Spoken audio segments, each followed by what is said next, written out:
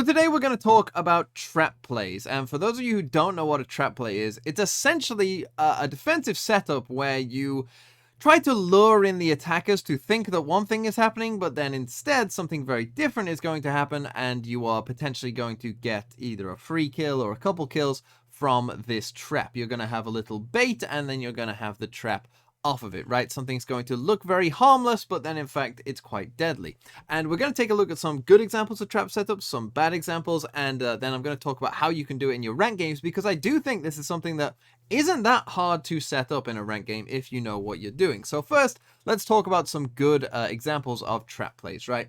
And here is one from Mech versus Ascend, where Nats on Cypher, and let's just start off here, right? That we're playing Cypher on Bind, which is quite weird, and we've got this camera that I've literally never seen anyone do before or since from Nats. It's an insane camera, right? That can see into Hooker here.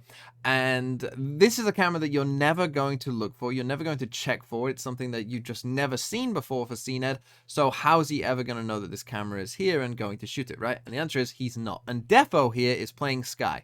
And he's got a flash out, right? So as soon as CNED starts to walk in here, Defo's going to flash around this corner and, you know, potentially get a free kill. And there's a lot of things going on here that you need to think about in terms of trying to make a good trap setup, okay? When it comes to pro games, you are very unlikely to see 5 people all rush into Hooker. It could happen, maybe on a save or something, but not most of the time. Most of the time, you're going to see maybe 1 to 2 people come in here, right? The thing is, with a Hooker trap like this, there isn't really maybe space to get 2 people behind this box, right? Because we could put a second defender here, right, by Defo potentially, but there isn't a lot of space to do that. And, you know, if this was 5 people that were likely to come in here, you know, this trap setup might not work that well, because, yeah, we're going to flash them, but they could all just spray, and Defo is, you know, might just die before even getting a kill, and our trap setup won't work, right?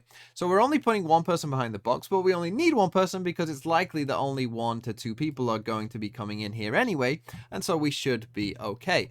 Also, you can note that there is a Cypher cage down here as well, so potentially planning Defo's escape, that after he flashes, cage goes up, and then he can escape through the cage, right? So we're really thinking in terms of like a big brain, like all of the eventualities that could play out here. And what we've got is we've got Nats. He's actually back here in a nice safe position because he needs to be on his camera at all times, right? He needs to be on this camera to figure out whether, you know, the trap should be sprung. And so he's in a very safe position playing inside the tube there. And crucially, he has double trips set up here. Now, I would assume that, you know, if this first trip gets broken just here, the trap is going to go, right? Nats is going to come off his cam and he's going to focus on what's ever actually coming from this direction instead and just play the round somewhat normally. But if this trip stays up, then, you know, we're good to go for the trap and, you know, see if we can get a kill off that, right? So these are all the little things that you have to be thinking about when you're coming up with this kind of trap setup, right? And what you'll see here as well is a crucial part, because obviously they see CNED just there. They get him straight away, but what I want you to watch now is just how far they actually get CNED into the room before they actually go for this trap, right? So CNED, you can see here, is still walking, and he gets all the way up here, right?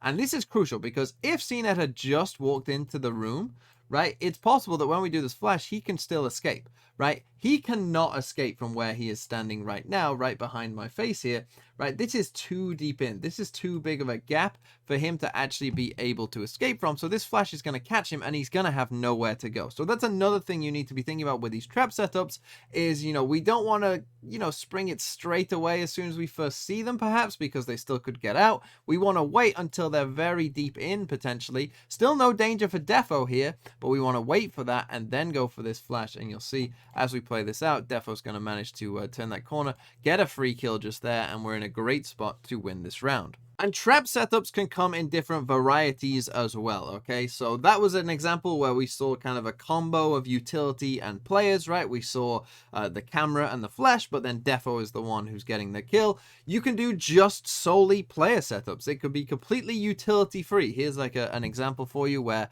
we're on the defensive side here. Our KO might be, you know, just jump peeking this angle here in a main, right? Just jump peeking there, sees these attackers coming towards him, right? So runs away, audibly runs away, right? Running back here. These guys start to come in for their A exec, right? And as they're coming in for their A exec, they think that everything's fine, but in actuality, our omen has been hiding in wine the whole time, right? And so when these guys are coming for their exec, maybe this omen either comes behind them or, picks off a straggler or whatnot, and then, they're in danger and now they have someone behind them as well, potentially pushing them, right? So this again would be just like an example of just a player only trap setup, right? Where we don't even necessarily need any utility. It's just, I'm baiting with myself. I'm jumping, oh, I'm running away. And then the omen is coming and, getting those free kills. And here in this game of M80 versus Ori Sports, we have a utility-only trap setup, right? Where no players really are going to be involved themselves in terms of shooting a gun. It's just going to be all straight utility. Because what we've got here is the turret is going to watch and see if anyone comes into garage. And so as soon as the turret goes off, that is our sign to, spring the trap. We've got our breach here who's going to stun down this way. We've got a nano swarm you can just see there as well that's going to pop off as well. And we've got this shock dart that's going to bounce off the wall and go and try and kill those players. And so you see, as soon as this turret goes off with this prowler coming in just there, we send it all off, right? Nano swarm, stun, shock dart goes in as well. And look at this, it's perfectly done. And we managed to get that kill just there. Really nice example of just a pure utility setup. But now let's take a look at a bad example and talk about some of the things that can go wrong. Here's a setup that Or did, and I'm not even sure if they really meant this to be a trap setup, but you'll see that they end up in this setup and it's got some problems, right? So what's the problem with this setup just here? So we've got our Killjoy here, our breach just here, and the turret is on top of the box looking down towards short. Okay, well the first problem is, and I kind of alluded to this with the Nats one, is that this turret is likely to see someone right when they first round this corner. So somewhere like where I've just put that dot. And the thing is, they could potentially get out, before we really get the chance to actually kill them. They could, just take a look at the turret and quickly run away. And, the trap is sprung without actually managing to get a kill because this represents safety to our opponents, right? So that's kind of the first issue with this little setup. The second one is, and this is just, going to be, I assume here, just a kind of swing from these two players. We aren't necessarily going to use any utility here. This breach, has their gun out. The Killjoy is the same. So, we are just going to try and, swing here as well. So that, our opponents aren't necessarily going to be, stunned or flashed or anything like that, which does bring its own danger as well, right? That maybe they could manage to get that kill as they will still be looking the correct direction as well. So there's that danger also that instead of getting a free kill, we end up with a 1-for-1. But the other problem is that we have this problem here on long as well, right? We do have double nanoswarms set up here, but how do we know when to trigger these nanoswarms? And this actually happens in this round where, these guys are walking down long here. They're not making any noise. And so how do you know when to actually spring these nanoswarms, right? And adjust. If there was an alarm bot here, we're absolutely fine, right? A little alarm bot in there means that as soon as they get up there, yeah, we got nanoswarm. They're not going to come in. They have to go back and we can just reset here and we're feeling good about it all, right?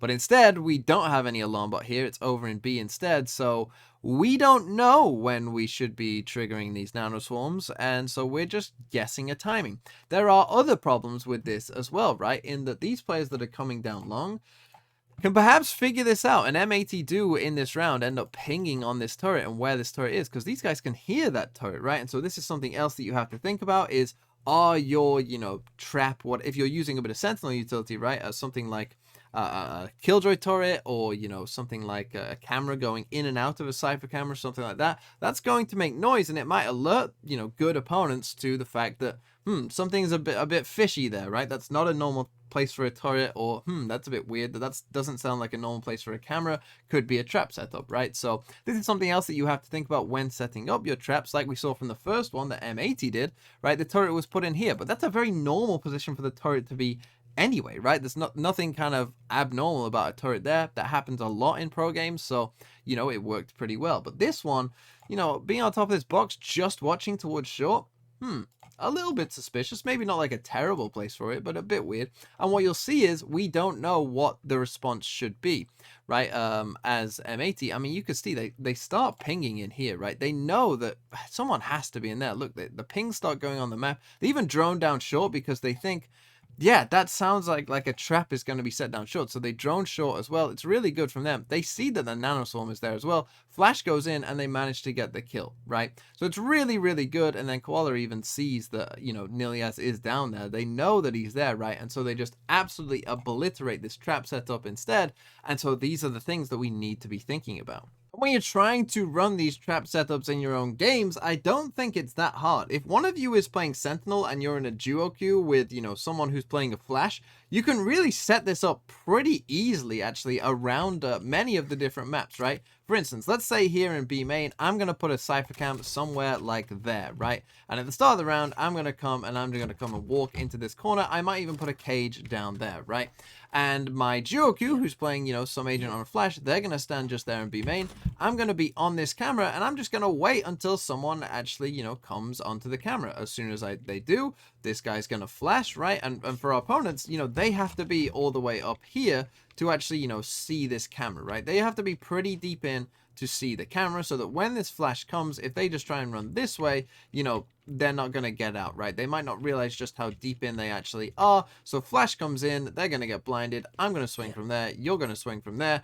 And we're going to get free kills, right? And as I said before, in this instance, because we're in B main, we might be looking at 4, maybe 5 people. So just having one person on their own, right, like we saw with the Defo setup with Nats, maybe that's a bit too risky, right? Because if it's just us on the camera and we're playing, back somewhere safer, deep on site, let's say we're playing back here, and it's just our teammate who's flashing from in there, this might be risky for them if they're swinging into 4 people, right? This is an area where we could see a lot of people, so maybe we prefer to have 2 of us here to swing together and, potentially get 2-3 kills, whilst all these players are blind. And so we want to put the camera, somewhere in the middle of this wall rather than say, out here, because if we did put the camera out here and it spotted them, all the way back here, when we flash and they destroy the camera, they're just going to run this way and we have no chance really of actually getting that kill.